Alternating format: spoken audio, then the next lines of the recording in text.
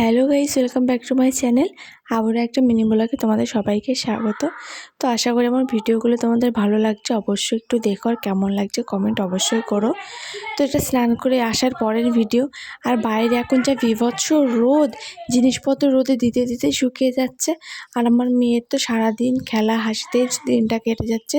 কিন্তু আমি ঠান্ডা লাগার ভয় ওর এখনও পাচ্ছি। এখনও ঠান্ডা লেগে যায় কিনা সেই চিন্তা হচ্ছে, কারণ বাবার বাড়ি থেকে শ্বশুরবাড়িতে এসেছি।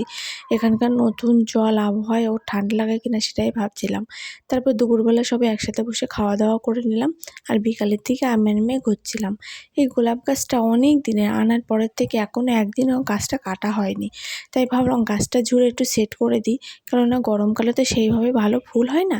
কিন্তু এটা সারা বছরই আমার ফুল দেয় গাছটা, কিন্তু গরমকালে ফুলগুলো সেই সুন্দর আসে না।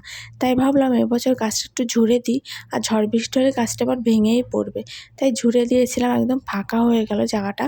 ঝুড়তে গিয়ে আমার হাতে তো খানিক কাটা তো ফুটে গেল, কাটা ফুটে খানিক রক্তও বেরিয়ে গেল। গাছ বলছে যে আমাকে তুই কেটে দিচ্ছিস, দাঁড়া তোকে শাস্তি দিই।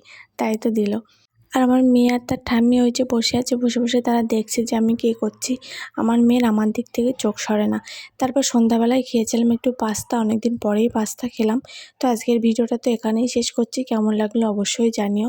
আর আমার বাকি ভিডিওগুলো তোমাদের কেমন লাগছে অবশ্যই জানিও। ভালো লাগলে একটু লাইক, কমেন্ট, শেয়ার আর সাবস্ক্রাইব করতে ভুলো না। তো আজকের মতো সবাইকে টাটা, বাই বাই।